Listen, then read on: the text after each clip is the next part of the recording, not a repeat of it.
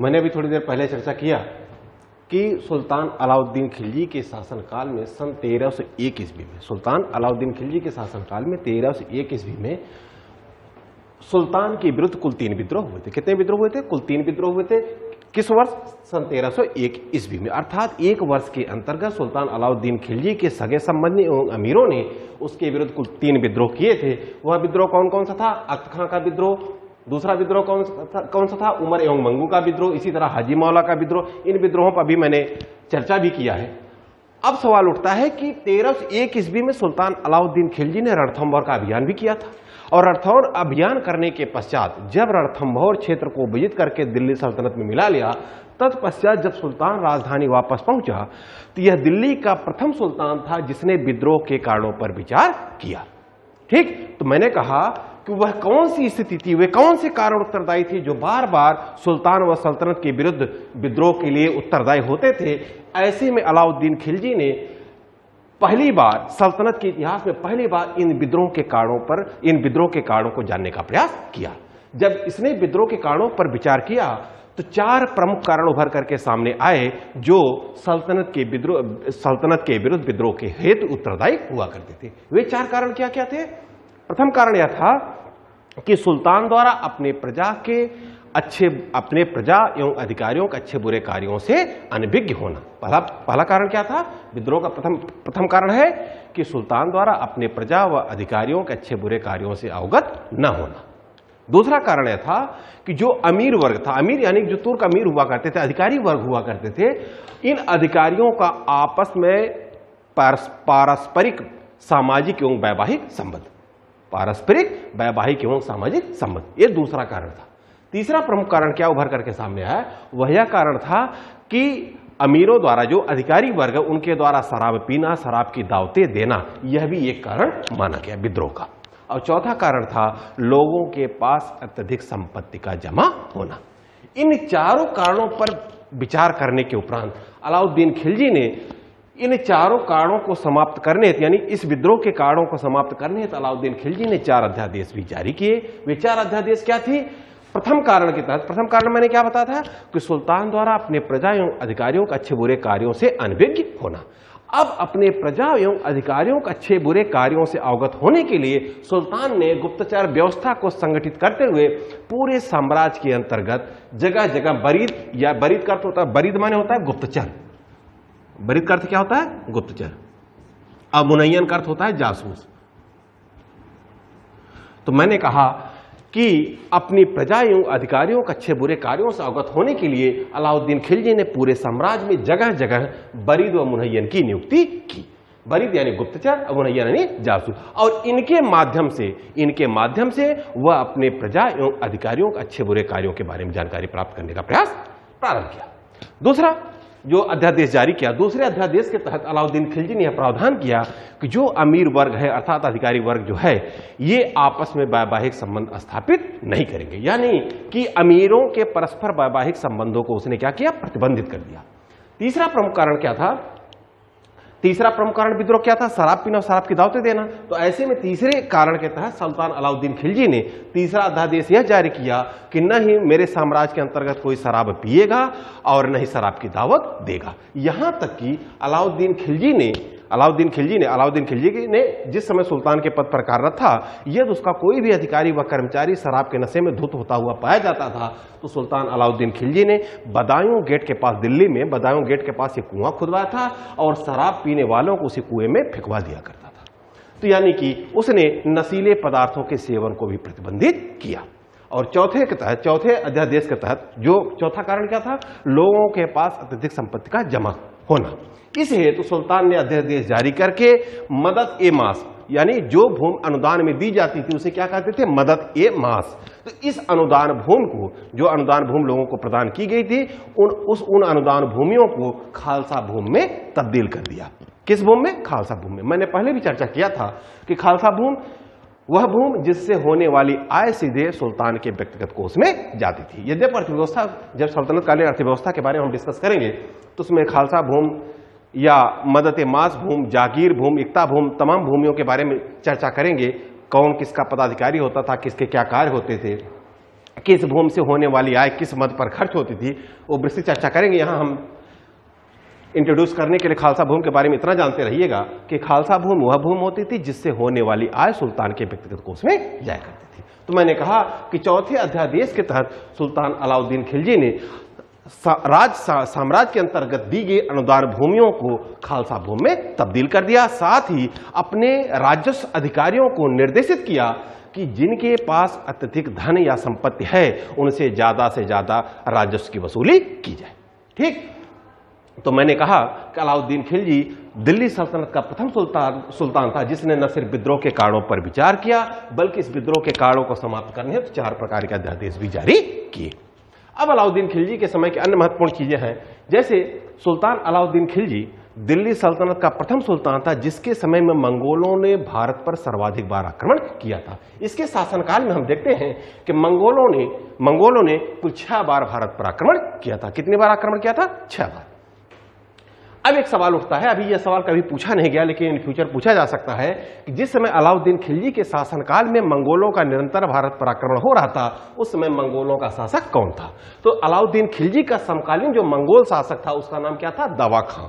क्या नाम था? दवा खां। तो अलाउद्दीन खिलजी के शासनकाल में जो मंगोलों का आक्रमण हो जा रहा है उनके क्रम को देखते हैं हम। तो सुल्तान अलाउद्दीन खिलजी के शासनकाल में मंगोलों का जो प्रथम आक्रमण हुआ था वह 1298 ईस्वी में हुआ था। किसके नेतृत्व में हुआ था? कादर के नेतृत्व में हुआ था।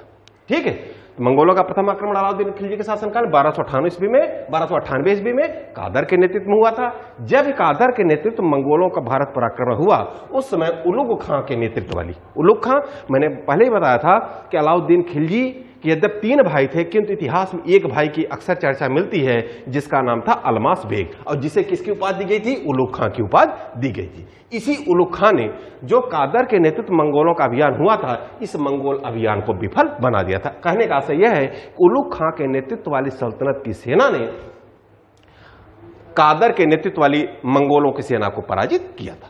ठीक है, दूसरा अभियान मंगोलों का 1299 ईस्वी में किस मंगोल नेता के नेतृत्व में हुआ था? सल्दी के नेतृत्व में हुआ था।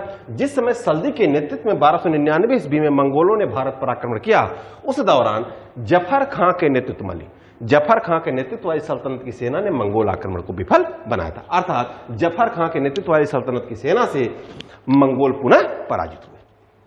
पुनः मंगोलों का अगला आक्रमण 1299 ईस्वी में कुतलग ख्वाजा के नेतृत्व में हुआ था। किसके नेतृत्व में हुआ था? कुतलग ख्वाजा के नेतृत्व में।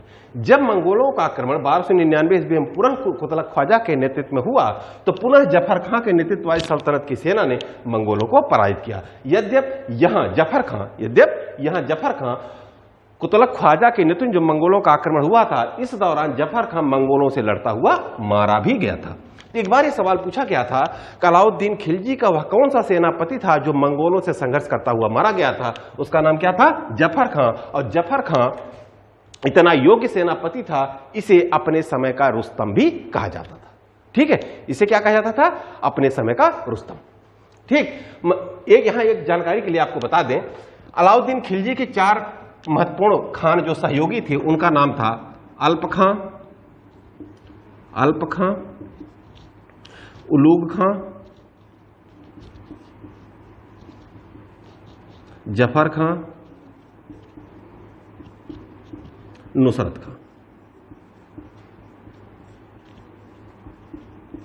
ये जो 4 खान थे अलाउद्दीन खिलजी की प्रारंभिक सत्ता के संचालन में जो ये 4 खान थे, अल्प खां, उलुग खां, जफर खां, नुसरत खां, इनकी महत्वपूर्ण भूमिका थी। अलाउद्दीन खिलजी अपने इन 4 खानों को, जो ये 4 खान थे, इन 4 खानों को पैगंबर मोहम्मद साहब की भांति 4 प्रमुख सहयोगियों के रूप में देखता था। जैसे पैगंबर मोहम्मद साहब के 4 प्रमुख सहयोगी कौन थे? वही 4 महत्वपूर्ण खलीफा। वे खलीफा कौन कौन से थे? अबू बकर, उमर, उस्मान और अली। जिस प्रकार पैगंबर मोहम्मद साहब के 4 महत्वपूर्ण सहयोगी थे, अलाउद्दीन खिलजी भी कहा करता था पैगंबर मोहम्मद साहब की भांति मेरे पास 4 खां हैं जो हमें बराबर सहयोग किया करते हैं। ठीक, तो यहां से अक्सर सवाल पूछ देता है कि अलाउद्दीन खिलजी का कौन सा सेनापति मंगोलों से संघर्ष करता हुआ मारा गया था? वह कौन सेनापति था? जफर खां। और जफर खां इतना योग्य सेनापति था इसे अपने समय का रुस्तम भी कहा जाता था। इसी तरह हम देखते हैं कि 1303 ईस्वी में तारदी बेग के नेतृत्व में मंगोलों का पुनः भारत पर आक्रमण हुआ था। कहां पर आक्रमण हुआ था? भारत पर आक्रमण हुआ था। किसके नेतृत्व में? तारदी बेग के नेतृत्व में हुआ था। महत्वपूर्ण यह है कि जिस समय 1303 ईस्वी में तारदी बेग के नेतृत्व में मंगोलों का आक्रमण हुआ उस दौरान अलाउद्दीन खिलजी मेवाड़ अभियान पे गया हुआ था। ठीक, अब मेवाड़ की राजधानी क्या थी? चित्तौड़। चित्तौड़। इस समय मैंने कहा कि 1303 ईस्वी में जिस समय तारती बेग के नेतृत्व मंगोलों का भारत पर आक्रमण हुआ, यानी दिल्ली पर आक्रमण हुआ था, उस समय अलाउद्दीन खिलजी मेवाड़ अभियान पे गया हुआ था। उस समय मेवाड़ के शासक कौन थे? राणा रतन सेन। और वहां संघर्ष में अलाउद्दीन खिलजी उलझा हुआ था। इधर तारती बेग जब 1303 ईस्वी में दिल्ली पहुंचा अपनी सेना सहित, तो तारती बेग ने 2 माह तक राजधानी दिल्ली का घेरा डाले रखा, किंतु 2 माह पश्चात तारती बेग वापस चला गया। वापस जाने के पीछे कारण यह था कि तारती बेग के अंदर मतलब किले पर घेरा डाल करके युद्ध जीतने की कला नहीं मालूम थी। और यही कारण था कि तारती बेग 2 माह का घेरा डालने के बाद बिना दिल्ली को जीते वापस चला गया था। ठीक इसी तरह अगला आक्रमण 1305 ईस्वी में 3 मंगोल सेनापतियों के नेतृत्व में हुआ था। वे 3 मंगोल सेनापति कौन थे? एक था अली बेग, दूसरा था तारतक बेग, तीसरा था तारदी बेग। अली बेग, तारतक बेग व तारदी बेग के नेतृत्व में जो संयुक्त अभियान हुआ था मंगोलों का भारत पर आक्रमण हुआ था, उस दौरान मलिक नायक के नेतृत्व वाली सल्तनत की सेना ने इस आक्रमण को विफल बनाया था। यह मलिक नायक जो था प्रारंभ में यह हिंदू था और बाद में इसने इस्लाम धर्म ग्रहण कर लिया था। अभी यह सवाल कभी पूछा नहीं गया है, हो सकता है कभी इन केस पूछ ले कि अलाउद्दीन खिलजी के समय जो मंगोल आक्रमण हो रहा था, उस आक्रमण के दौरान जो मंगोलों का एक अली बेग, तारतक बेग अथवा तारदी बेग के नेतृत्व में संयुक्त अभियान हुआ था, उसे अलाउद्दीन खिलजी के किस हिंदू सेनापति ने विफल बनाया था? वह कौन था? मलिक नायक। ठीक, क्लियर। इसी तरह अगला आक्रमण अलाउद्दीन खिलजी के समय मंगोलों का 1306 ईस्वी में किसके नेतृत्व में हुआ था? कुबक के नेतृत्व में हुआ था। किसके नेतृत्व में? कुबक के नेतृत्व में हुआ था। जिस समय कुबक के नेतृत्व में मंगोलों का आक्रमण 1306 ईस्वी में दिल्ली पर हुआ था, उस समय मलिक काफूर के नेतृत्व वाली सेना ने मंगोल आक्रमण को विफल बनाया था। क्लियर।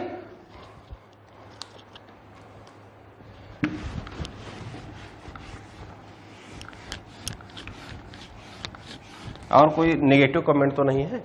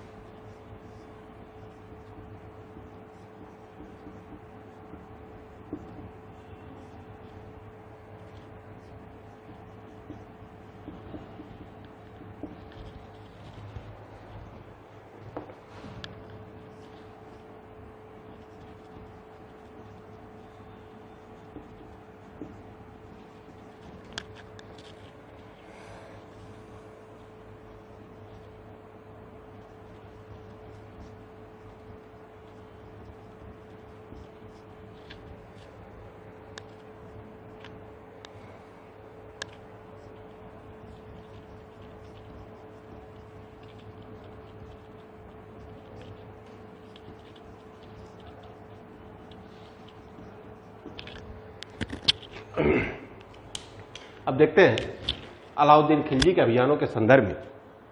अलाउद्दीन खिलजी ने सुल्तान के पद पर रहते हुए उत्तर भारत व दक्षिण भारत के जिन विभिन्न क्षेत्रों को विजित किया था उसकी जानकारी का स्रोत क्या है? अमीर खुसरो की रचना खजाइनुल फुतर। अगर आपसे सवाल पूछा जाए अलाउद्दीन खिलजी के विजयों की जानकारी कहां से प्राप्त होती है, किससे प्राप्त होती है? अमीर खुसरो की रचना खजाइनुल फुतर से। ठीक, अब हम देखते हैं अलाउद्दीन खिलजी के अभियान के संदर्भ में। अलाउद्दीन खिलजी ने जो अभियान किया था उसके अभियानों को हम दो भागों में बांट करके देख सकते हैं।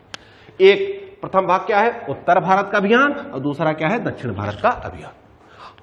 अब इसके अलाउद्दीन खिलजी के दोनों अभियानों, जो अलाउद्दीन खिलजी के जो अभियान हुए हैं उनको दो भाग में विभाजित करने के पीछे कारण है, क्योंकि अलाउद्दीन खिलजी ने जो भी अभियान किए उनके कोई न कोई उद्देश्य रहे। जैसे अलाउद्दीन खिलजी ने उत्तर भारत को जो अभियान किया था उसके उत्तर भारत का अभियान करने के पीछे उद्देश्य यह था कि संपूर्ण उत्तर भारत को विजित करके राजनीतिक एकता के सूत्र में बांधना।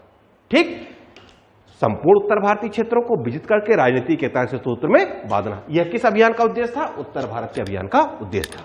वहीं दक्षिण भारत के अभियान का उद्देश्य क्या था? दक्षिण भारत के अभियान का उद्देश्य यह था, अलाउद्दीन खिलजी के दक्षिण भारत के अभियान का उद्देश्य दक्षिण के क्षेत्रों से धन संपदा प्राप्त करना, साथ ही वहां के जो शासक है उन पर प्रत्यक्ष नियंत्रण स्थापित करते उनसे वार्षिक कर वसूल करना।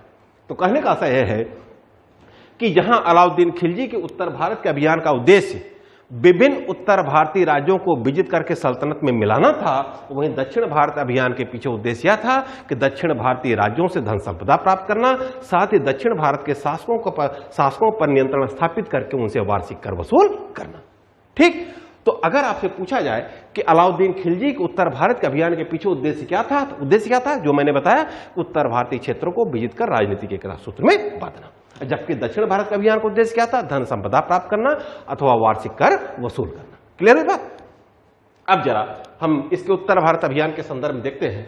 उत्तर भारत को जो अलाउद्दीन खिलजी ने सुल्तान के पद पर रहते हुए जो अनेक अभियान किए थे, जिन जिन क्षेत्रों को विजित किया था, जरा उस पर विस्तृत चर्चा करते हैं। तो उत्तर भारत को उसका जो प्रथम अभियान हुआ था 1299 ईस्वी में, कहां का हुआ था? गुजरात अभियान हुआ था, पहला अभियान। ठीक है, यानी कि यहां उत्तर भारत का आशय है विंध्य पर्वत श्रेणी के उत्तर में स्थित क्षेत्रों से। और अलाउद्दीन खिलजी प्रथम दिल्ली सल्तनत का प्रथम सुल्तान था जिसने विंध्य पर्वत श्रेणी को पार करके दक्षिण भारतीय राज्यों पर भी आक्रमण किया था। न सिर्फ आक्रमण किया था बल्कि उनसे वार्षिक कर भी वसूल किया था। मैंने पहले ही चर्चा किया कि जिस समय जलालुद्दीन खिलजी सुल्तान के पद पर कार्य कर रहा था, यानी जलालुद्दीन खिलजी के शासनकाल में ही 1296 ईस्वी में अलाउद्दीन खिलजी ने देवगिरी का अभियान किया था। तो देवगिरी का शासक उस समय कौन था? देवगिरी विंध्य पर्वत श्रेणी के उस पार था, और देवगिरी के उस समय शासक कौन था? रामचंद्र देव थे। और मैंने ये बताया था कि देवगिरी के शासक रामचंद्र देव को पराजित करके अलाउद्दीन खिलजी ने ढेर सारी धन संपदा प्राप्त करके स्वयं कहां चला था? कड़ा चला था, जहां जलालुद्दीन खिलजी को मिलने हेतु बुलाया, और वहीं जलालुद्दीन खिलजी की हत्या करके कड़ा में ही स्वयं को सुल्तान भी घोषित किया था। तो कहने का आशय यह है कि उत्तर भारत के अभियानों के संदर्भ में जो सबसे महत्वपूर्ण अभियान है, पहला अभियान कौन सा है? 1299 ईस्वी में गुजरात का अभियान। इस समय गुजरात का शासक कौन था? कर्ण बाघेला था, और गुजरात की राजधानी क्या थी? अन्हिलवाड़। गुजरात की राजधानी क्या थी? अन्हिलवाड़। गुजरात क्षेत्र को विजित करके सल्तनत में मिलाने के उद्देश्य से अलाउद्दीन खिलजी ने अपने दो महत्वपूर्ण सेनापतियों उलूग खां व नुसरत खां के नेतृत्व में सैन्य अभियान भेजा था। किसके किसके नेतृत्व में? उलूग खां व नुसरत खां के नेतृत्व में।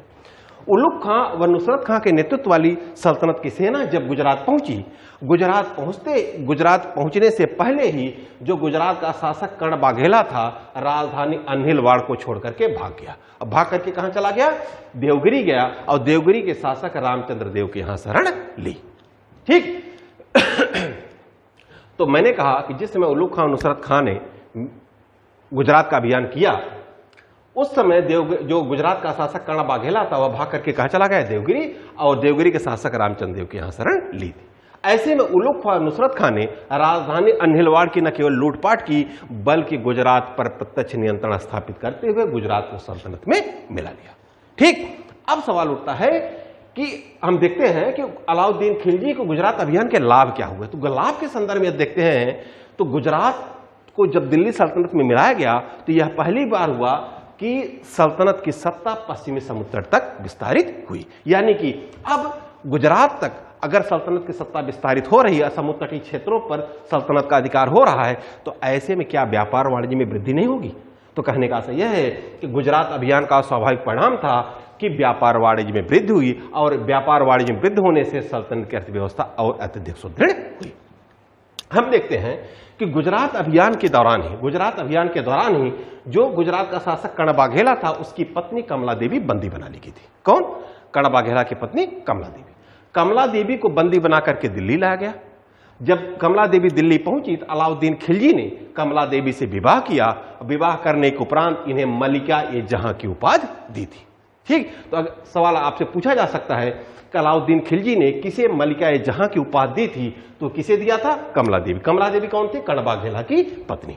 ठीक है, तो मैंने कहा कि कमला देवी से अलाउद्दीन खिलजी ने दिल्ली में न केवल विवाह किया बल्कि ने मलिका ए जहां की उपाधि भी दी थी। और इसी अभियान के दौरान, गुजरात अभियान के दौरान ही नुसरत खां अलाउद्दीन खिलजी का महत्वपूर्ण सेनापति था। तो इसी नुसरत खां ने मलिक कफूर प्रारंभ यह हिंदू था, बाद में इसने इस्लाम धर्म ग्रहण कर लिया था। इसी मलिक कफूर को नुसरत खां ने खंभात के एक व्यापारी से 1000 दिनार में खरीदा था। कहां से? खंभात के एक व्यापारी से 1000 दिनार में खरीदा था। क्योंकि यह 1000 दिनार में इसको खरीदा गया था, इसीलिए इसी को 1000 दिनारी भी कहा जाता है। 1000 दिनारी। यह एक बार सवाल आया था समीक्षा अधिकारी में, निम्न में से कौन सा व्यक्ति 1000 दिनारी के नाम से भी जाना जाता था? तो वह कौन था? मलिक काफूर।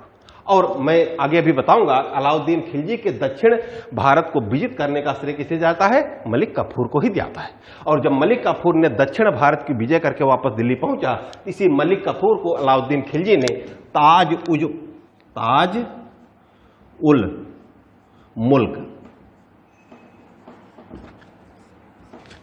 मैंने कहा कि अलाउद्दीन खिलजी के शासनकाल में दक्षिण भारत को विजित करने का श्रेय किसे दिया था? मलिक काफूर को दिया जाता है, क्योंकि मलिक काफूर के नेतृत्व में सल्तनत की सेना ने दक्षिण भारत के राज्यों के शासकों को न सिर्फ पराजित किया बल्कि उनसे वार्षिक कर भी वसूल किया था। और जब मलिक काफूर दक्षिण भारत को विजित करके वापस राजधानी पहुंचा था, उस समय अलाउद्दीन खिलजी ने इसी मलिक काफूर को ताज उल मुल्क की उपाधि दी थी। ठीक है, तो यह भी सवाल अभी पूछा जा सकता है कि अलाउद्दीन खिलजी ने किसे ताजुल मुल्क की उपाधि प्रदान की थी? किसे प्रदान की थी? मलिक काफूर को। अब देखते हैं दो अन्य अभियान। अगला अभियान अलाउद्दीन खिलजी का उत्तर भारत के संदर्भ हम देखते हैं 1300 से 1301 के बीच में कौन सा अभियान हुआ था? रणथंभौर अभियान हुआ था। कब? 1300 से 1301 बीच में, 1301 के बीच में कौन सा अभियान हुआ था? रणथंभौर का अभियान हुआ था। इस समय रणथंभौर का शासक कौन था? हमीरदेव था। रणथंभौर का शासक कौन था? हमीरदेव था। मैंने इसके पहले भी चर्चा किया कि जलालुद्दीन खिलजी के शासनकाल में भी 1291 ईस्वी में रणथंभौर का अभियान हुआ था। उस समय भी रणथंभौर का शासक कौन था? यही हमीरदेव था। ठीक, तो यहां हम देखते हैं, यहां मैंने 1300 लिखा, फिर 1301 ईस्वी लिखा। यहां आशय यह है कि पहली बार जो आक्रमण हुआ था अलाउद्दीन खिलजी का रणथंभौर पर, वह कब हुआ था? 1300 ईस्वी में हुआ था। 1300 ईस्वी में जो अभियान रणथंभौर का अभियान हुआ था, वह किसके नेतृत्व में हुआ था? उलुग खां व नुसरत खां के नेतृत्व में हुआ था।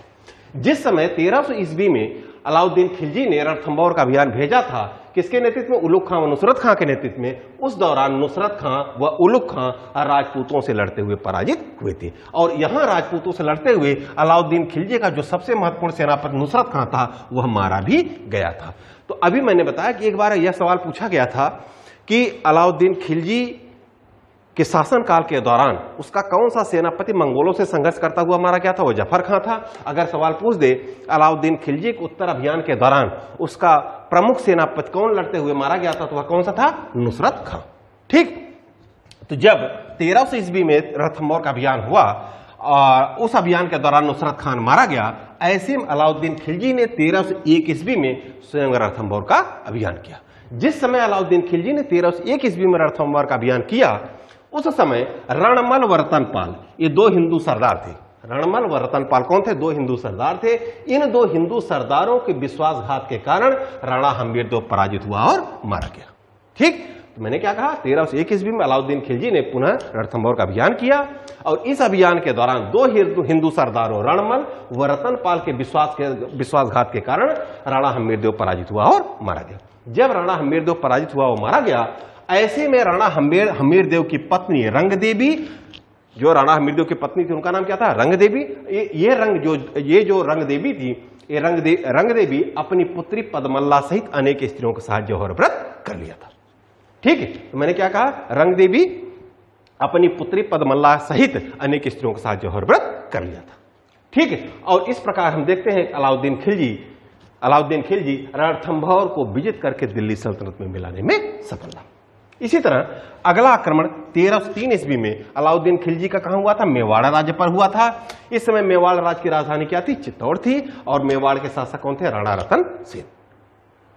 मेवाड़ के शासक कौन थे? राणा रतन सेन।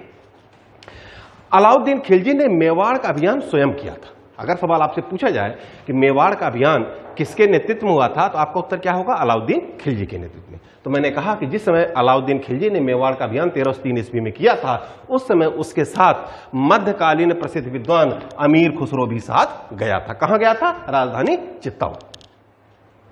अब सवाल उठता है मेवाड़ अभियान के संदर्भ को लेकर के, आखिर मेवाड़ अभियान के पीछे उद्देश्य क्या था? उद्देश्यों के संदर्भ में यहां अमीर खुसरो ने अपनी रचना में बताया कि अलाउद्दीन खिलजी के मेवाड़ अभियान का उद्देश्य राणा रतन सेन की पत्नी रानी पद्मिनी को प्राप्त करना था। किसने कहा? अमीर खुसरो ने, जबकि वास्तविकता यह नहीं। मैंने पहले ही बताया कि अलाउद्दीन खिलजी के उत्तर भारत के अभियान के पीछे उद्देश्य क्या था? उत्तर भारतीय क्षेत्रों को विजित करके राजनीतिक एकता के सूत्र में बांधना। और आप जानते हैं कि उत्तर भारत की सबसे बड़ी लड़ाकू जाति मध्यकाल में कौन सी थी? राजपूत थे। राजपूत सबसे बड़ी लड़ाकू जाति उत्तर भारत में। और जब तक राजपूतों पर प्रत्यक्ष नियंत्रण नहीं स्थापित होता, यानी कि राजपूतों को जब तक पराजित करके इन्हें अपने अधीन नहीं किया जाता, तब तक क्या सल्तनत अस्थायी रूप से संचालित होता? जिस दिल्ली सल्तनत की स्थापना की रूपरेखा मोहम्मद गोरी ने निर्मित की थी, और जिस दिल्ली सल्तनत की स्थापना की रूपरेखा मोहम्मद गोरी के द्वारा निर्मित की गई और गुलाम वंश के शासकों ने उसे अस्थायी रूप प्रदान किया, उस सल्तनत को सुदृढ़ यानी कि लंबे समय तक संचालित करने के लिए क्या राजपूतों पर नियंत्रण आवश्यक नहीं था? तो ऐसे में अलाउद्दीन खिलजी, मैंने पहले चर्चा किया, अलाउद्दीन खिलजी को उत्तर भारत अभियान का उद्देश्य संपूर्ण उत्तर भारतीय क्षेत्रों को विजित करके राजनीतिक एकता सूत्र में बांधना, क्योंकि जब तक राजपूत नियंत्रित नहीं होंगे तब तक सल्तनत को सुरक्षित नहीं रखा जा सकता था। तो ऐसे में यहां अमीर खुसरो का यह कथन कि अलाउद्दीन खिलजी के मेवाड़ अभियान का उद्देश्य रानी पद्मिनी को प्राप्त करता है, यह विरोधाभासपूर्ण दिखाई देता है। ठीक है, तो आपसे जब भी पूछा जाए कि अलाउद्दीन खिलजी के मेवाड़ अभियान का उद्देश्य क्या था, और उसका उद्देश्य क्या था? उत्तर भारतीय क्षेत्रों को विजित करके राजनीतिक एकता सूत्र में बांधना।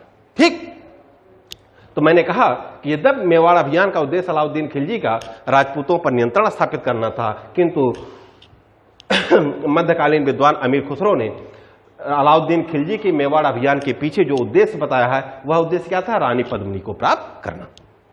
ठीक है, महत्वपूर्ण यह है कि जब मेवाड़ अपनी सेना सहित अलाउद्दीन खिलजी राजधानी चित्तौड़ पहुंचा मेवाड़ अभियान के दौरान, उस समय युद्ध में राणा रतन सेन पराजित हुए और मारे गए, और उनकी पत्नी रानी पद्मिनी ने जौहर व्रत कर लिया था। ठीक है, और जब मेवाड़ पर नियंत्रण स्थापित हुआ अलाउद्दीन खिलजी का 1303 ईस्वी में, तो अलाउद्दीन खिलजी ने इसी समय अपने पुत्र खिज्र खां को यहां का सूबेदार नियुक्त किया। कहां का? मेवाड़ का सूबेदार नियुक्त किया, और इसी खिज्र खां के नाम पर राजधानी चित्तौड़ का नाम बदल करके क्या रखा? खिजराबाद। चित्तौड़ का नाम बदल करके क्या रखा? खिजराबाद। अक्सर सवाल पूछा गया है, चित्तौड़ का नाम खिजराबाद किसने रखा था? अलाउद्दीन खिलजी ने रखा था। किसके सम्मान में रखा था? अपने पुत्र खिज्र खां के सम्मान में रखा था। क्लियर? अब जरा अलाउद्दीन खिलजी का अभियानों पर चर्चा करते हैं, देखते हैं।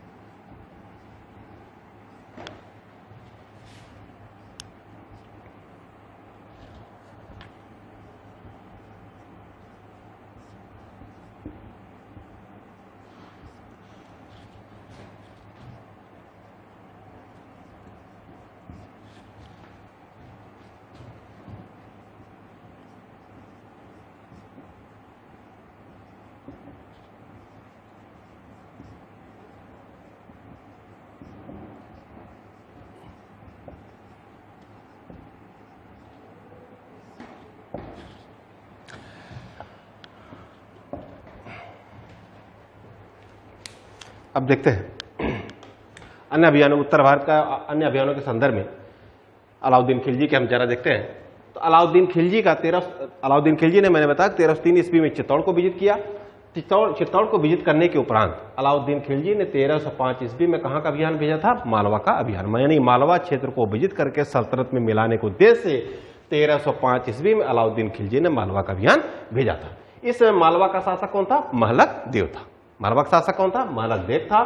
जो मालवा अभियान अलाउद्दीन खिलजी ने मालवा भेजा था वह किसके नेतृत्व में भेजा था?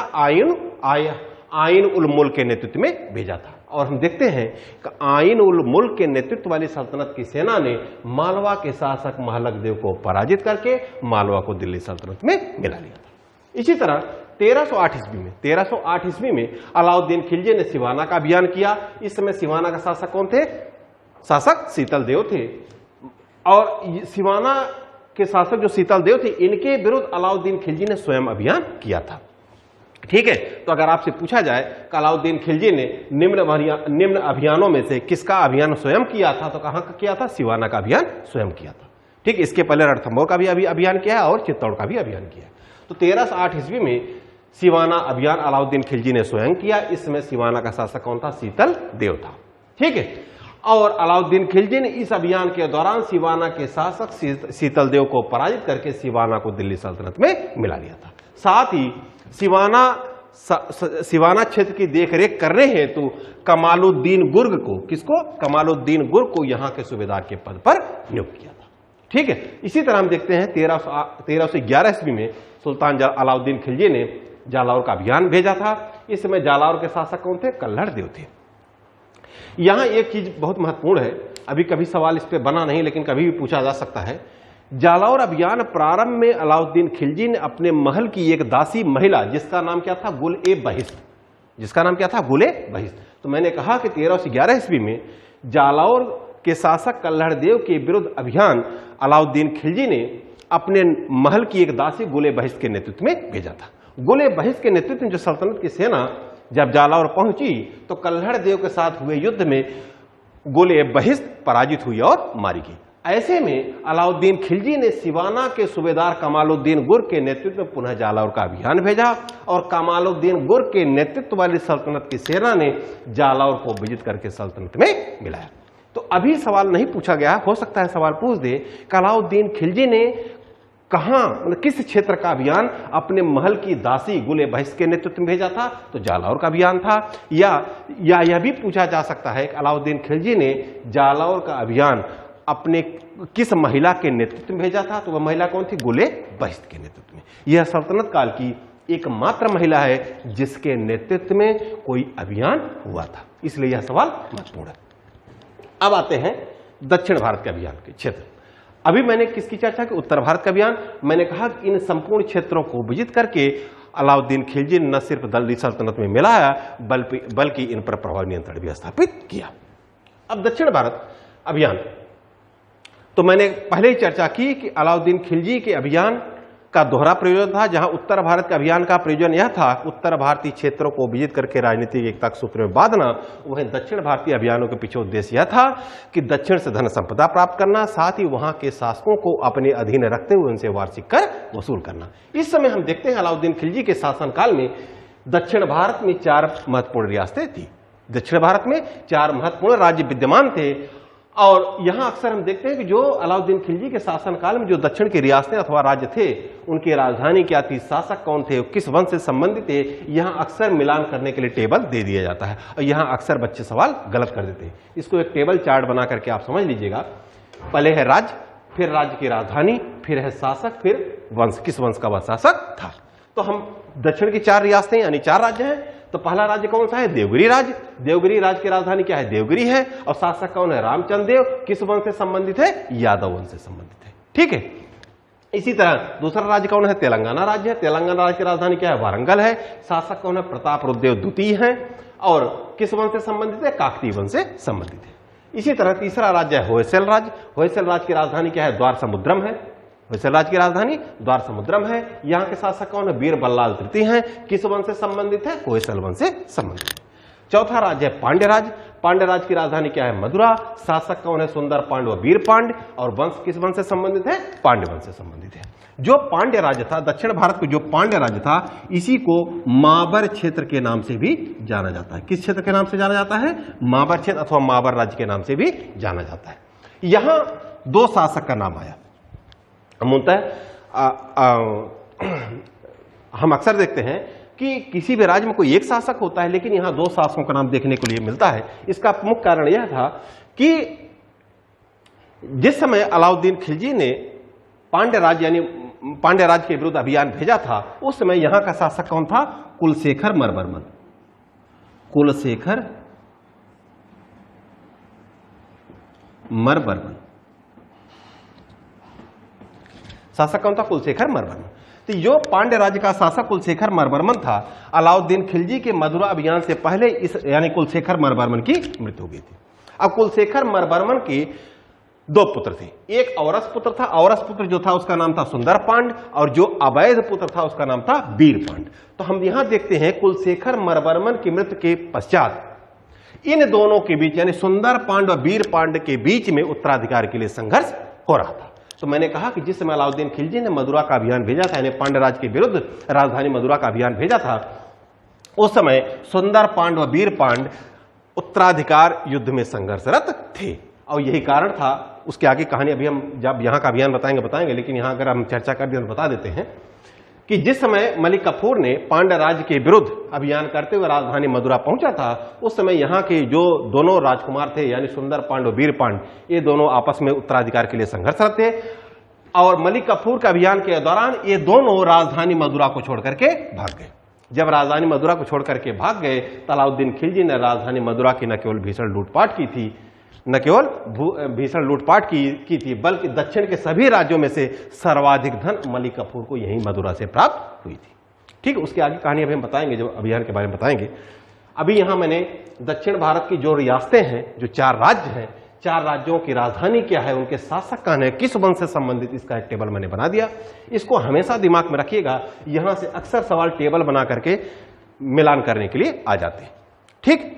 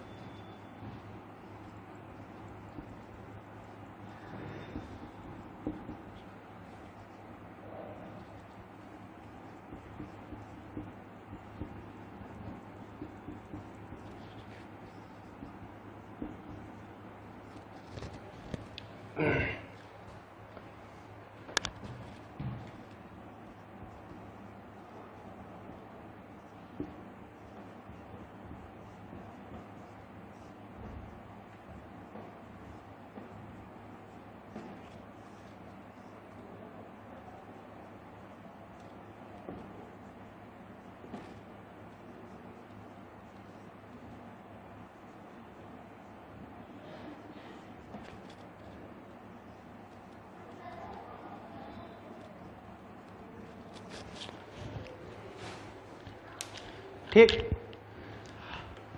अब जरा दक्षिण भारतीय राज्यों के अभियान के संदर्भ में चर्चा करते देखते हैं। मैंने पहले ही चर्चा की कि अलाउद्दीन खिलजी के दक्षिण भारत के अभियान का उद्देश्य दक्षिण के भारतीय राज्यों से धन संपदा प्राप्त करना, साथ ही उन पर उन्हें अपने अधीन रखते उनसे वार्षिक कर वसूल करना था। और यह भी मैंने बताया कि अलाउद्दीन खिलजी सल्तनत का प्रथम सुल्तान था जिसने विंध्य पर्वत श्रेणी के उस पार जाकर, यानी विंध्य पर्वत श्रेणी के पार जाकर के अपने साम्राज्य का विस्तार करने का प्रयास किया था। ठीक। तो यहां पर हम देखते हैं कि इस समय अलाउद्दीन खिलजी के शासनकाल में दक्षिण भारत में 4 प्रमुख रियासतें विद्यमान थी, यानी 4 प्रमुख राज्य विद्यमान थे। उन राज्यों के बारे में मैंने अभी टेबल बना के चर्चा भी किया। अब जरा उन राज्यों पर जो अभियान हुए हैं उनसे जुड़े हुए जो महत्वपूर्ण तथ्य उनके बारे में जरा देखते हैं। तो सबसे पहले कौन सा राज्य था? दक्षिण भारत का देवगिरी राज्य था। तो मैंने कहा कि पहला अभियान दक्षिण भारत के किस राज्य पर हुआ था? देवगिरी के विरुद्ध अभियान हुआ था। इस समय देवगिरी के शासक कौन था? रामचंद्र देव था। ठीक, रामचंद्र देव था। मैंने पहले भी चर्चा किया कि 1296 ईस्वी में सुल्तान जलालुद्दीन खिलजी के शासनकाल में भी अलाउद्दीन खिलजी के नेतृत्व में देवगिरी का अभियान हुआ था। उस समय भी देवगिरी का शासक रामचंद्र देव था। और जिस समय अलाउद्दीन खिलजी के शासनकाल में देवगिरी का अभियान हुआ उस समय भी शासक कौन है? रामचंद्र देव है। ठीक।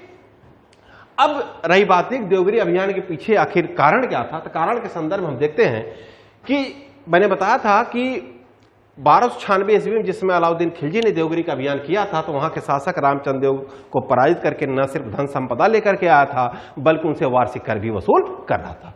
तो यहां इस समय तक हम देखते हैं कि देवगिरी के शासक रामचंद्र देव सुल्तान अलाउद्दीन खिलजी को वार्षिक कर देना बंद कर चुके थे। यानी कि रामचंद्र देव ने अलाउद्दीन खिलजी को जहां एक तरफ वार्षिक कर देना बंद कर दिया था वहीं दूसरी तरफ गुजरात के शासक कर्ण बाघेला को भी शरण दे रखी थी। ऐसे में अलाउद्दीन खिलजी ने मलिक काफूर के नेतृत्व में 1307 ईस्वी में देवगिरी का अभियान भेजा था।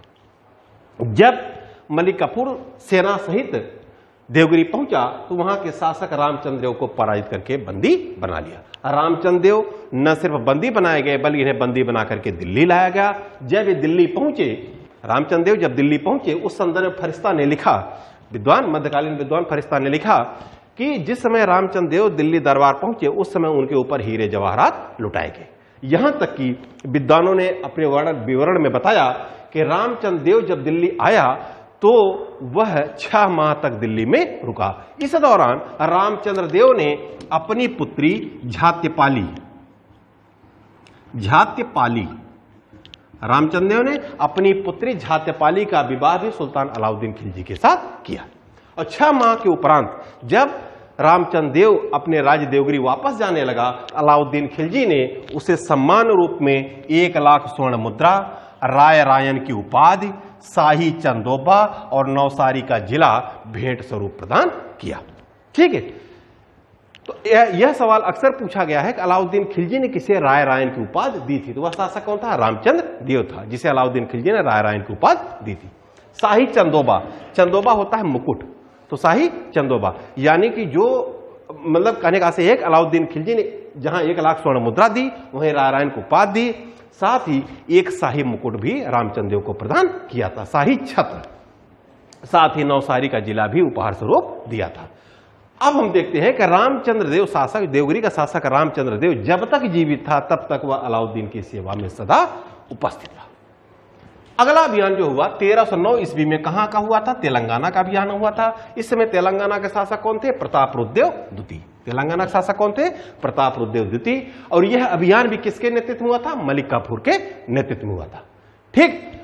मलिक काफूर ने तेलंगाना अभियान के दौरान आतंक का सहारा लिया था। आतंक का सहारा आशय यह था, उसने मलिक काफूर जब सेना सहित तेलंगाना पहुंचा तो उसने तेलंगाना राज्य में न सिर्फ निर्दोष लोगों की हत्या करनी प्रारंभ की बल्कि फसलों को बर्बाद किया, साथ ही रसदमार को काट दिया। और अंततः कई खूनी संघर्ष में मलिक काफूर के साथ युद्ध करते हुए प्रतापरुद्रदेव पराजित हुए।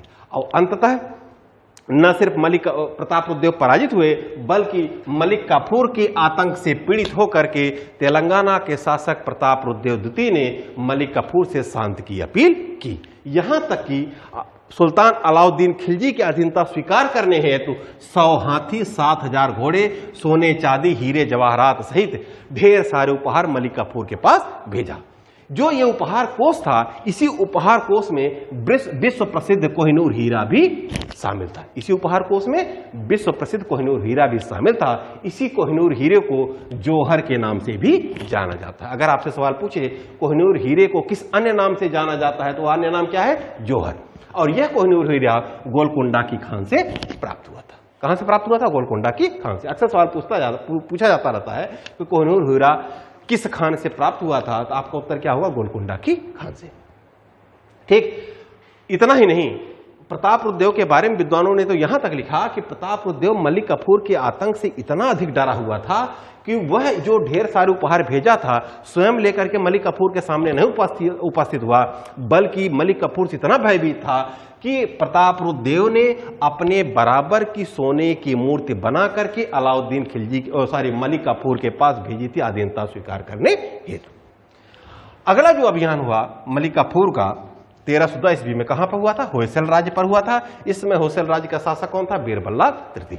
मलिक कफूर के साथ हुए युद्ध में यहां के शासक बीरबल्लाल तृतीय पराजित हुए और पराजित होने के पश्चात बीरबल्लाल तृतीय ने शासक सुल्तान अलाउद्दीन खिलजी की अधीनता स्वीकार कर दी। यानी कि यहां अधीनता स्वीकार करने का आशय यह है कि वार्षिक कर देना स्वीकार कर लिया था। ठीक, इसी तरह हम देखते हैं कि अगला जो महत्वपूर्ण राज्य था वह कौन सा राज्य था? पांड्य राज्य था। मैंने पहले ही चर्चा की, पांड्य राज्य को ही माबर क्षेत्र के नाम से जाना जाता था। किस नाम से? माबर क्षेत्र के नाम से जाना जाता है।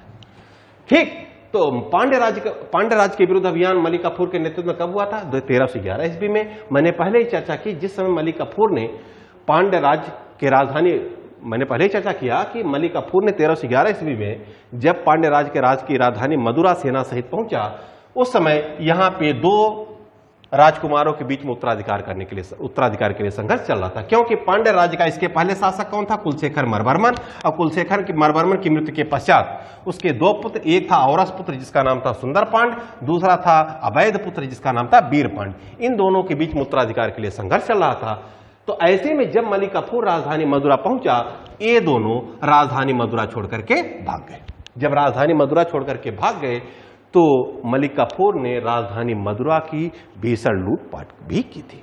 यानी कि सुंदर पांड, वीर पांड के राजधानी छोड़ने के उपरांत मलिक कफूर ने राजधानी मदुरा की भीषण तरीके से लूटपाट की।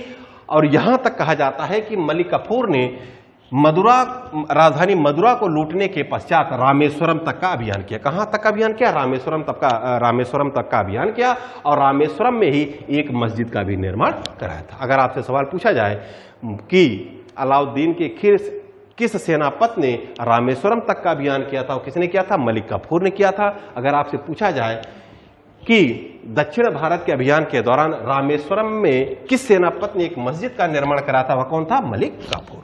ठीक, यहां यह महत्वपूर्ण है कि अभी तक हमने जो देवगिरी, तेलंगाना, होयसल राज्य की बात की, इन तीनों राज्यों ने यद्यपि अलाउद्दीन खिलजी की न सिर्फ अधीनता स्वीकार की बल्कि वार्षिक कर देना भी स्वीकार किया था, किंतु यह एकमात्र दक्षिण भारत का राज्य कौन सा राज्य? पांड्य राज्य था, जिसने न तो अलाउद्दीन खिलजी का अधीनता स्वीकार की, न ही वार्षिक रूप से कर दिया था। किंतु इसके बावजूद भी अलाउद्दीन खिलजी को सर्वाधिक धन इसी राज्य से प्राप्त हुआ था। किस राज्य से प्राप्त हुआ था? पांड्य राज्य से। इसके पांड्य राज्य से जो धन संपदा प्राप्त किया था मलिक कफूर ने, जब वह राजधानी मलिक कफूर पहुंचा, तो विद्वानों ने यहां तक, मध्यकालीन इतिहासकारों ने यहां तक लिखा कि जिस समय मलिक कफूर राजधानी दिल्ली पहुंचा, उस समय अपने साथ 96,000 मन सोना, 612 हाथी, 20,000 घोड़े, हीरे मोती आज बहुत सारे ढेर सारे उपहारों सहित वह राजधानी दिल्ली पहुंचा था। जियाउद्दीन बर्नी ने, मध्यकालीन विद्वान जियाउद्दीन बर्नी ने तो यहां तक लिखा कि मलिक कफूर की इस उपलब्धि को महमूद गजनवी अपनी कब्र में लेटा हुआ टुकुर टुकुर देख रहा था। किसने कहा? जियाउद्दीन बर्नी ने। ठीक है, यहां थोड़ा जियाउद्दीन बर्नी का जो विवरण है अतिशयोक्तिपूर्ण है। उसका कारण यह है कि जो महमूद गजनवी की महत्वाकांक्षा थी, उस महत्वाकांक्षा से यहां की तुलना की जा रही, जिसके कारण बर्नी ने ऐसा कहा। ठीक है, तो मैंने कहा कि दक्षिण भारत के राज्यों में एकमात्र राज्य पांड्य राज्य था जिसने न तो अलाउद्दीन खिलजी का अधीनता स्वीकार की, न ही वार्षिक कर देना स्वीकार किया था। ठीक, इसको दिमाग में रखिएगा। यहां से अक्सर सवाल पूछे जा सकते हैं कि दक्षिण भारत का वह कौन सा राज्य था जिसने अलाउद्दीन खिलजी को वार्षिक रूप से कर नहीं दिया था अथवा अलाउद्दीन खिलजी का अधीनता स्वीकार नहीं की थी? वह कौन सा राज्य था? पांड्य राज्य था। अगला जो अभियान हुआ पुनः 1312 ईस्वी में, कहां का अभियान हुआ था? देवगिरी का अभियान हुआ था। हुआ क्या था कि 1312 ईस्वी में देवगिरी के शासक कौन थे? रामचंद्र देव थे। और इस रामचंद्र देव, जिसको उपहार से सम्मानित करके देवगिरी वापस भेजा था अलाउद्दीन खिलजी ने, इस रामचंद्र देव की 1312 ईस्वी में मृत्यु हो गई थी। रामचंद्र देव की मृत्यु होने के पश्चात रामचंद्र देव का पुत्र शंकर देव देवगिरी का शासक बना। कौन? रामचंद्र देव का पुत्र शंकर देव। जब शंकर देव शासक बना, इसने सुल्तान अलाउद्दीन खिलजी की अधीनता मानने से इनकार कर दिया, अर्थात देवगिरी क्षेत्र में स्वतंत्र रूप से शासन करने लगा। ऐसे में देवगिरी क्षेत्र को पुनः सल्तनत के अधीन करने हेतु अलाउद्दीन खिलजी ने मलिक कफूर के नेतृत्व में अभियान भेजा और मलिक कफूर के नेतृत्व वाली सल्तनत की सेना द्वारा शंकर देव न सिर्फ पराजित हुआ बल्कि यहां मारा भी गया। और शंकर देव जब मारा गया तो ऐसे में सुल्तान अलाउद्दीन खिलजी ने देवगिरी राज को सल्तनत के अधीन कर लिया और यादव वंश के एक अन्य राजकुमार हरपाल देव को यहां के शासक के रूप में नियुक्त किया। क्लियर? यहां तक रही बात अलाउद्दीन खिलजी के समय के महत्वपूर्ण अभियानों के बारे में। अब जरा अलाउद्दीन खिलजी से जुड़ी हुई जो सबसे महत्वपूर्ण चीज है वो अलाउद्दीन खिलजी की बाजार नियंत्रण नीति, जरा उसके बारे में भी चर्चा करते हैं।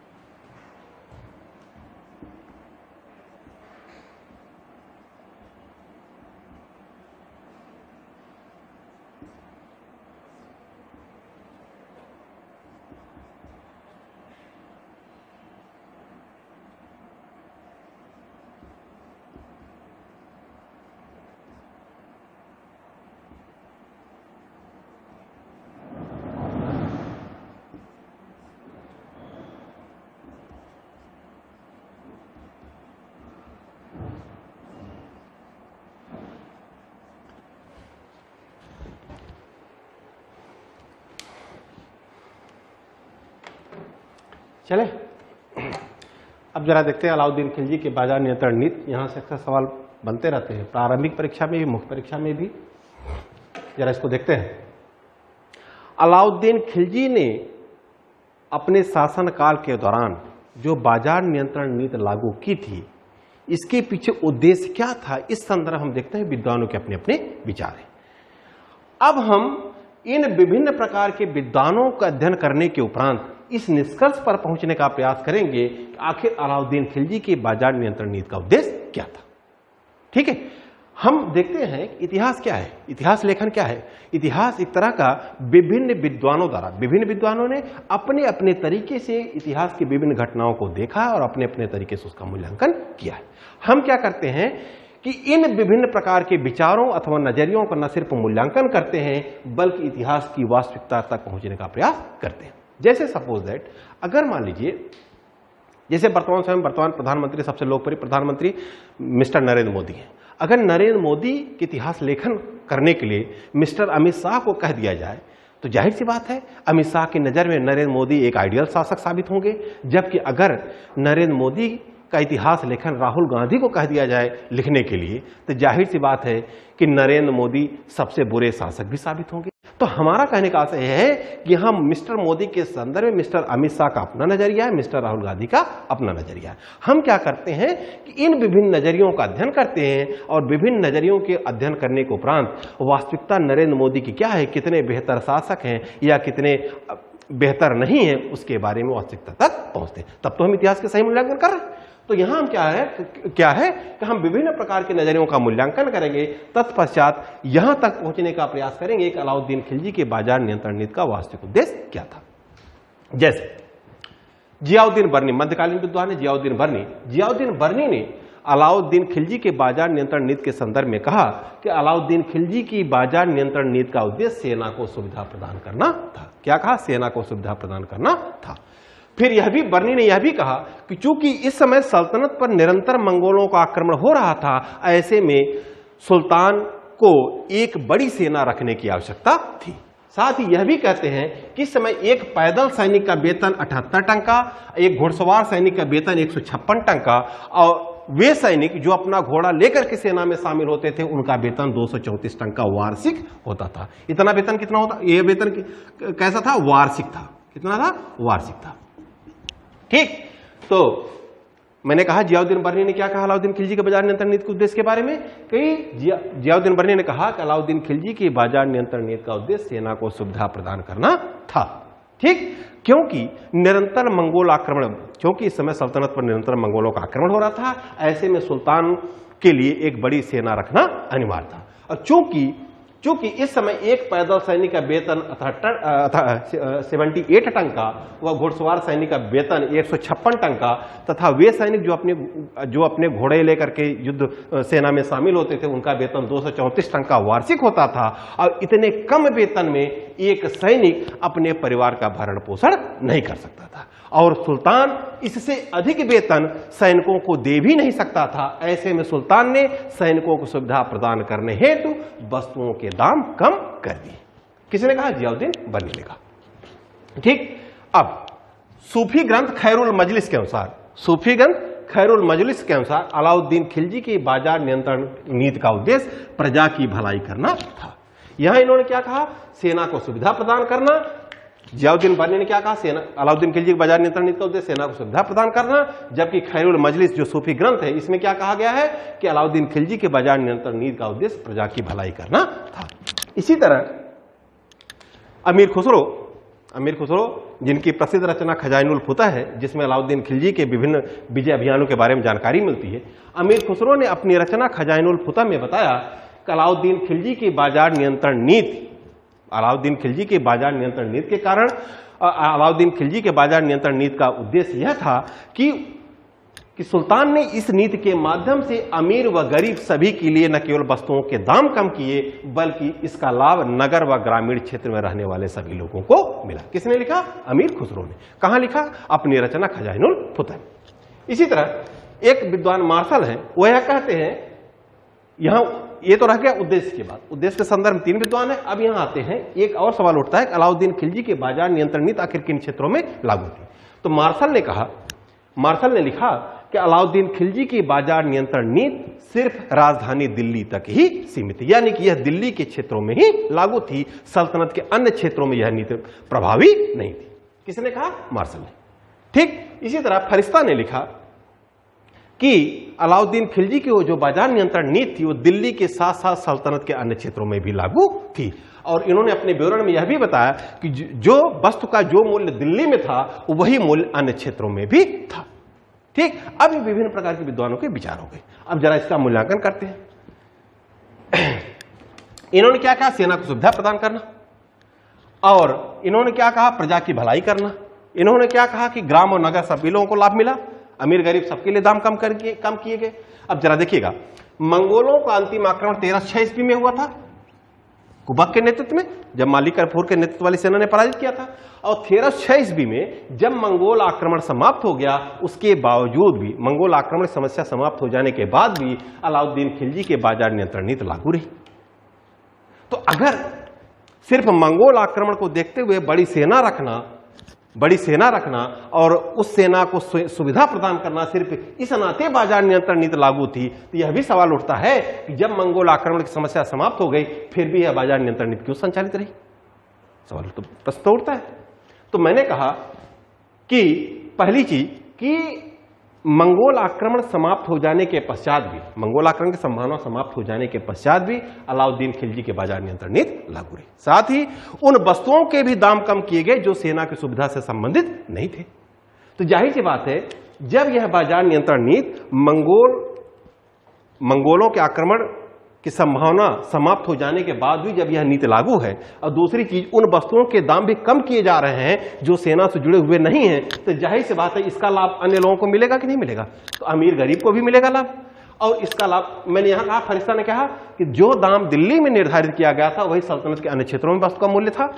तो जाहिर सी बात है कि इसका लाभ नगर और ग्राम में रहने वाले सभी लोगों को मिला। इस तरह हम निष्कर्षतः कह सकते हैं कि अलाउद्दीन खिलजी की बाजार नियंत्रण नीति का उद्देश्य यद्यप सेना को सुविधा प्रदान करना था, किंतु इसका लाभ अन्य लोगों को भी प्राप्त हुआ। साथ ही यह जो बाजार नियंत्रण नीति, यह सिर्फ दिल्ली में ही नहीं लागू थी, बल्कि सल्तनत के अन्य क्षेत्रों में भी प्रभावी थी। क्योंकि फरिश्ता ने अपने विवरण में अंततः यही बताया है कि सल्तनत में वस्तु का जो मूल्य दिल्ली में निर्धारित किया गया था, वही अन्य क्षेत्रों में भी निर्धारित किया गया था। क्लियर हुई बात?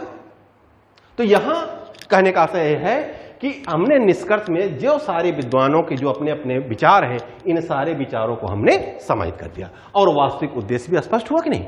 वास्तविक उद्देश्य क्या था कि यद्यप अलाउद्दीन खिलजी के बाजार नियंत्रण नीति का उद्देश्य सेना को सुविधा प्रदान करना था, ठीक है, किंतु इसका लाभ अन्य लोगों को भी प्राप्त हुआ। क्योंकि मंगोल आक्रमण की समस्या समाप्त हो जाने के पश्चात भी एक तरफ जहां बाजार नियंत्रण नीति सुचारू रूप से संपादित होती रही, वहीं उन वस्तुओं के भी दाम कम किए गए जो सेना की सुविधा से जुड़े हुए नहीं थे। और इसका लाभ नगर व ग्रामीण सभी क्षेत्रों में रहने वाले लोगों को प्राप्त हुआ। जब नगर और ग्रामीण सभी क्षेत्रों में लोगों को प्राप्त हो रहा है, तो प्रजा की भलाई आई कि नहीं आई?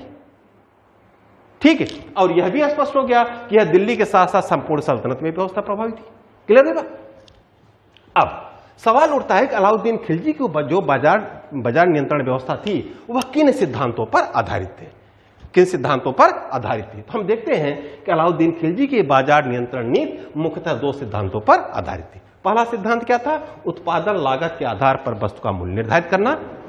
उत्पादन लागत के आधार पर, यानी कि किसी वस्तु के उत्पादन में कितनी लागत आ रही है, उस लागत के अकॉर्डिंग मूल्य को निर्धारित करना। ठीक है। दूसरा था आम जरूरत की वस्तुओं की बाजार में कमी न होने पाए, जैसे कपड़ा, अनाज, इन सब की कमी न होने पाए। ठीक। अब सवाल देखते हैं कि अलाउद्दीन खिलजी की बाजार नियंत्रण व्यवस्था लागू होने से पहले सल्तनत काल में हम देखते हैं व्यापारियों के कितने वर्ग थे? 2 वर्ग थे। व्यापारियों कितने वर्ग थे? 2 वर्ग थे। एक वर्ग था नायक और दूसरा वर्ग था मुल्तानी। जो अनाज से जुड़े हुए व्यापारियों का समूह होता था उन्हें क्या कहा जाता था? नायक। और जो कपड़े से जुड़े हुए व्यापारियों का समूह होता था उन्हें क्या कहा जाता था? मुल्तानी। ठीक। महत्वपूर्ण यह है कि अलाउद्दीन खिलजी के बाजार नियंत्रण व्यवस्था लागू होने से पहले जो नायक थे, जो अनाज के व्यापारी थे, ये जो नायक व्यापारी होते थे ये न केवल अनाज के व्यापारी थे बल्कि इनके अनाज के व्यापार, इनका जो है अनाज के व्यापार पर एकाधिकार था। इसी तरह जो मुल्तानी अर्थात कपड़े के व्यापारी होते थे, इनका कपड़े के व्यापार पर एकाधिकार था। यहां मैंने एक शब्द इस्तेमाल किया कि इनका अनाज के व्यापार पर एकाधिकार था, इनका कपड़े के व्यापार पर एकाधिकार था। तो यहां एकाधिकार का आशय यह है कि चाहे अनाज के संदर्भ में यदि मूल्य वृद्धि करना या मूल्य में कमी करनी, उसका निर्धारण कौन करता था? नायक करते थे। और कपड़े के मूल्य में वृद्धि करना अथवा कमी करनी, उसका निर्धारण कौन करेगा? मुल्तानी व्यापारी वर्ग किया करता था। किंतु अलाउद्दीन खिलजी ने अपनी बाजार नियंत्रण व्यवस्था के तहत इनके जो विशेषाधिकार थे, यानी मूल्य निर्धारण के जो विशेषाधिकार नायक और मुल्तानी व्यापारियों को प्राप्त हुआ था, उस विशेषाधिकार को समाप्त कर दिया। न सिर्फ उस विशेषाधिकार को समाप्त किया बल्कि इसे राज्य के विशेषाधिकार में तब्दील कर दिया। अर्थात अब वस्तु यानी कपड़ा अथवा अनाज का मूल्य कौन निर्धारित करेगा? राज्य करेगा। अब नायक व मुल्तानी वस्तु का मूल्य निर्धारण नहीं करेंगे बल्कि इसका मूल्य निर्धारित कौन करेगा? राज्य करेगा। ठीक। अब देखते हैं अलाउद्दीन खिलजी ने अपनी सुचारू ढंग से बाजार नियंत्रण व्यवस्था को संपादित करने के लिए सर्वप्रथम एक विभाग की स्थापना की जिसे दीवान रियासत के नाम से जाना जाता है। वर्तमान समय इसे आधुनिक वाणिज्य मंत्रालय कह सकते हैं।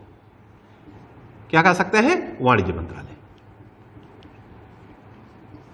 तो मैंने कहा कि अलाउद्दीन खिलजी ने अपनी बाजार व्यवस्था को कुशल ढंग से संचालित करने सर्वप्रथम एक विभाग की स्थापना की जिसे दीवान रियासत के नाम से जाना जाता था और इस पद पर सर्वप्रथम मलिक याकूब को नियुक्त किया था। किसे नियुक्त किया था? मलिक याकूब को। और इसी विभाग के अधीन, दीवान रियासत विभाग के अधीन ही अलाउद्दीन खिलजी ने 4 प्रकार के बाजार स्थापित किए थे। पहला बाजार कौन सा था? मंडी। पहला बाजार कौन सा था? मंडी। इसे गल्ला बाजार के नाम से भी जाना जाता था।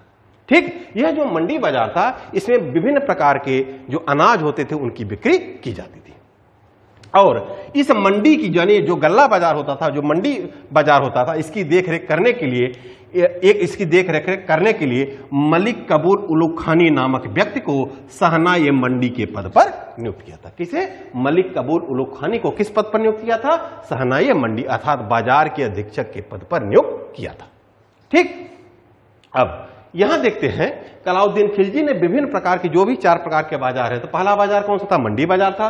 दूसरा बाजार था सराय अदल। सराय अदल का अर्थ होता है न्याय का स्थान, जहां पर कपड़े, मिष्ठान, मेवा, मिश्री, काजू, बादाम आदि की बिक्री होती थी, उसे क्या कहा जाता था? सराय अदल। सराय अदल जो बाजार था, यह बाजार अलाउद्दीन खिलजी ने दिल्ली में बदायूं गेट के पास स्थापित कराया था, जो राज्य के नियंत्रण में संचालित होता था। इसी तरह तीसरा बाजार होता था घोड़े, दास, मवेशियों का बाजार, अर्थात उस बाजार में वह बाजार जहां पे घोड़ों की बिक्री की जाती, क्रय बिक्री की जाती थी, जहां दासों की क्रय बिक्री होती थी, जहां मवेशियों की क्रय बिक्री की जाती थी। इसी तरह होता था सामान्य बाजार। चौथा बाजार कौन था? सामान्य बाजार। सामान्य बाजार में वस्तुतः सब्जी, जूता, चप्पल, ये सब जो सामान्य दैनिक उपयोग की वस्तुएं, इनकी बिक्री कहां होती थी? सामान्य बाजार में होती थी। अब देखिए, यहां मैंने 4 प्रकार के बाजारों की चर्चा की। यहां मैंने कहा कि जो मंडी है, मंडी का अधीक्षक कौन होता था? मंडी की जो गल्ला बाजार के देखरेख करने वाला महत्वपूर्ण अधिकारी होता था, उसे क्या कहा जाता था? सहनाए मंडी, जिसे बाजार का अधीक्षक कहा जाता था। और इस पद पर अलाउद्दीन खिलजी ने सर्वप्रथम किसे नियुक्त किया? मलिक कबूल उलुग खानी को। ठीक।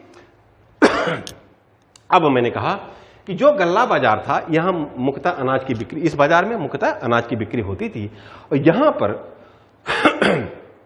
जो व्यापारी वर्ग है ज्यादा जमाखोरी न करने पाए, इसके लिए सुल्तान ने अध्यादेश भी जारी किया था। इसके लिए एक अधिनियम भी बनाया था। उस अधिनियम के तहत यह प्रावधान किया गया था कि कोई भी जमाखोर अपनी आवश्यकता से अधिक अनाज का संचय नहीं करेगा, यानी अनाज को भंडारित नहीं करेगा। साथ ही अकाल बाढ़ आदि स्थितियों में राज्य को सहायता प्राप्त करने हेतु जो गंगा यमुना, जो उत्तर भारत में गंगा यमुना का दोआब का क्षेत्र था, यह अनाज के मतलब खाद्यान्न उत्पादन के दृष्टि से सर्वाधिक उपजाऊ क्षेत्र था। तो ऐसे में अलाउद्दीन खिलजी ने गंगा यमुना दोआब क्षेत्र से भूराजस्व की वसूली अनाज के रूप में वसूल करने का आदेश दिया था। भूराजस्व की वसूली अनाज के रूप में वसूल करने का उद्देश्य यह था कि जिससे कि अकाल आदि स्थितियों में राज्य को सहायता प्रदान की जाए, यानी राज्य के नागरिकों को सहायता या सुविधा प्रदान की जा सके। और इन बाजारों को स्थापित कराने के पश्चात अलाउद्दीन खिलजी जो बाजार व्यवस्था है, यह व्यवस्थित ढंग से संपादित हो रही है कि नहीं हो रही है, इसके लिए तीन माध्यमों से सूचनाएं भी प्राप्त करता था। जैसे पहली सूचना किससे प्राप्त करता था? सहनाई मंडी, यानी कि बाजार कुशल ढंग से संचालित हो रहा है कि नहीं हो रहा है, इसकी सूचना सुल्तान को कौन देगा? सहनाई मंडी। इसी तरह दूसरा कौन देगा? बरीद, यानी गुप्तचर भी बाजार में टहलते रहेंगे और बाजार सही ढंग से संचालित हो रहा है कि नहीं हो रहा है, इसकी जानकारी सुल्तान को देते रहेंगे। तीसरा होगा मुनय्यन यानी जासूसों की भी नियुक्ति बाजारों में की गई थी और इनके माध्यम से सूचनाएं प्राप्त की जाती थी। ठीक है, तो मैंने कहा अलाउद्दीन खिलजी अपनी बाजार व्यवस्था को कुशल ढंग से संचालित करने हेतु तीन माध्यमों से सूचनाएं भी प्राप्त करता था। वह सूचनाएं किनके माध्यम से प्राप्त होती थी? एक सहनाई मंडी के माध्यम से, दूसरा बरीद यानी गुप्तचर के माध्यम से, तीसरा मुनय्यन अर्थात जासूस के माध्यम से सूचनाएं प्राप्त करता था।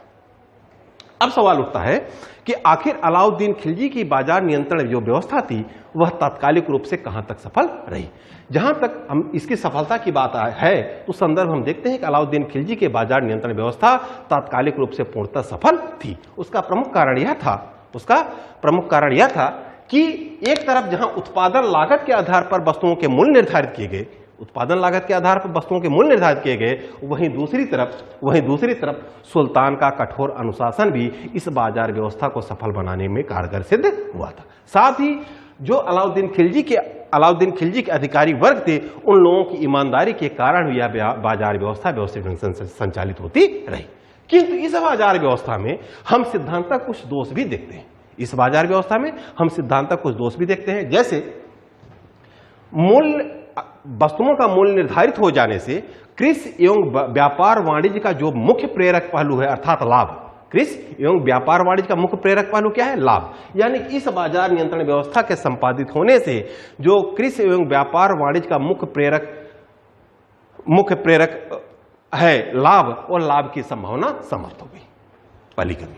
दूसरी कमी यह रही इस व्यवस्था की कि यहां हम देखते हैं कि इस व्यवस्था के माध्यम से जो नगर क्षेत्र के निवासी हैं उन नागरिकों की आवश्यकताओं, उन नागरिकों से जुड़ी वस्तुओं की पूर्ति हेतु ग्रामीण क्षेत्र के किसान थे, यानी नगरीय आवश्यकताओं को पूरा करने के लिए ग्रामीण किसानों का शोषण भी किया गया।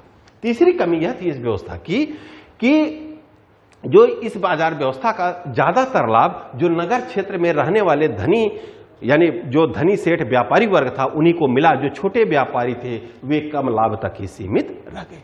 तो मैंने कहा कि यद्यप तात्कालिक रूप से अलाउद्दीन खिलजी की बाजार नियंत्रण व्यवस्था सफल थी, किंतु इसमें सिद्धांत तक कुछ दोष भी निहित थे। ठीक, तो अगर आपसे सवाल पूछा जाए अलाउद्दीन खिलजी के बाजार नियंत्रण व्यवस्था का मूल्यांकन करें तो इसके सकारात्मक और नकारात्मक दोनों पहलुओं को दिखाते हुए अंत में आपको इसके निष्कर्ष को सकारात्मक रूप से समाप्त करना है। क्लियर?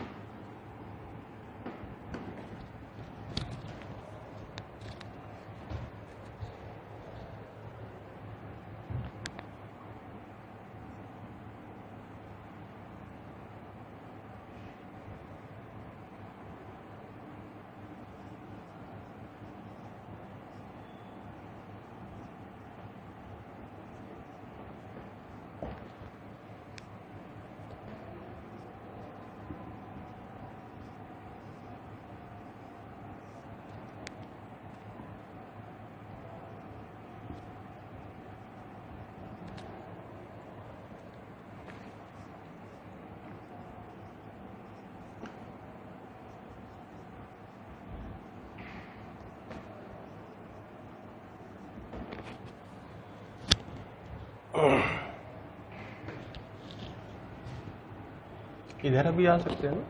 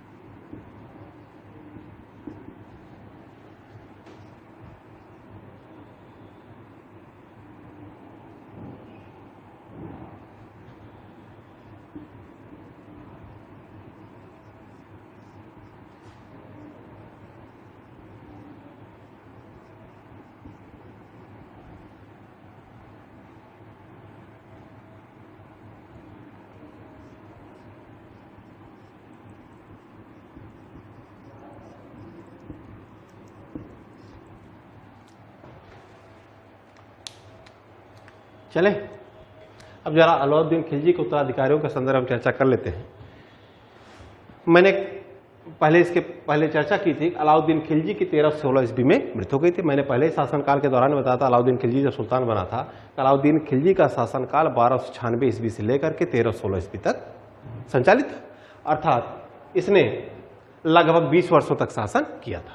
अलाउद्दीन खिलजी की मृत्यु के उपरांत जरा उसके उत्तराधिकारियों का संदर्भ हम देखते हैं तो 1316 ईस्वी में अलाउद्दीन खिलजी की मृत्यु हो गई।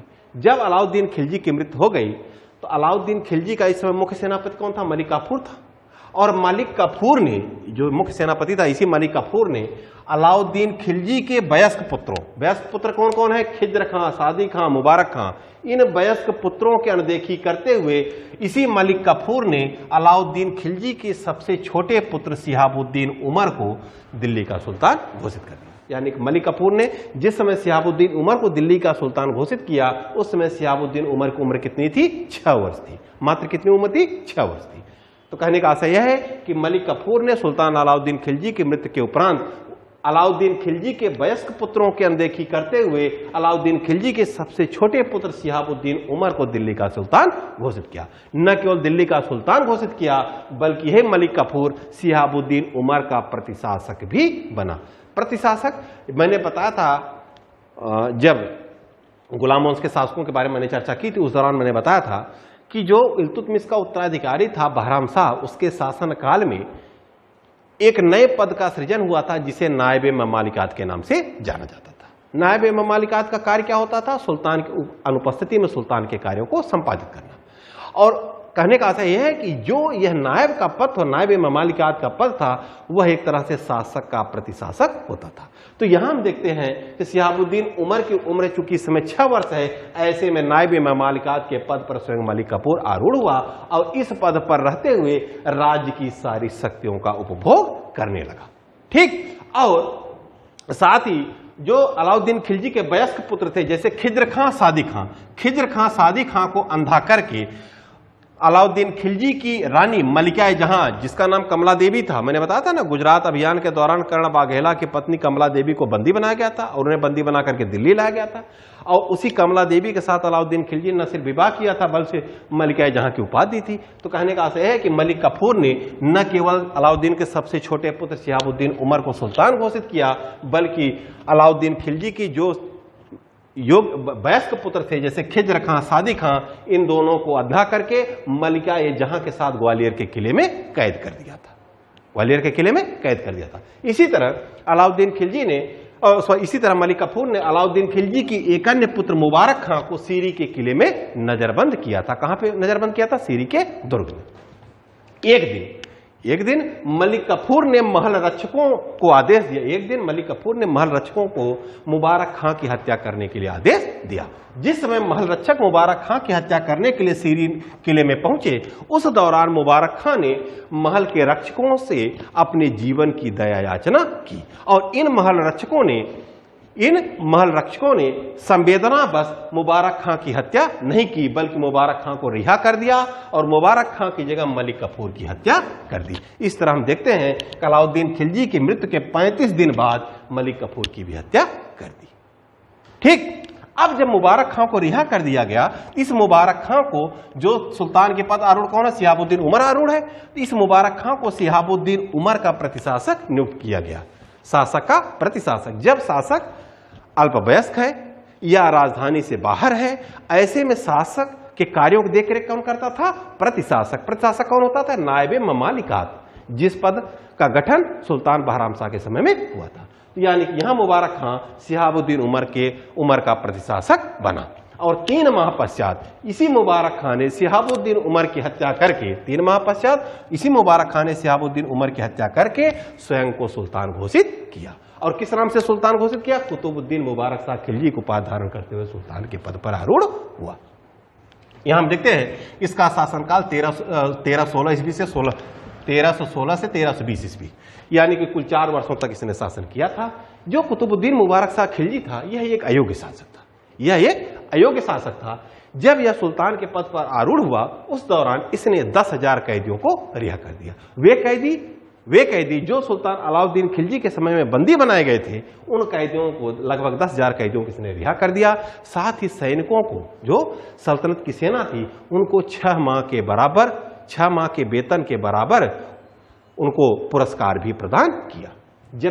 अब सल्तनत की इतनी बड़ी सेना है, अगर इतनी बड़ी सेना को 6 माह के वेतन के बराबर पुरस्कार दिया जाएगा, तो क्या सल्तनत की अर्थव्यवस्था कमजोर नहीं होगी? निश्चित रूप से कमजोर होगी।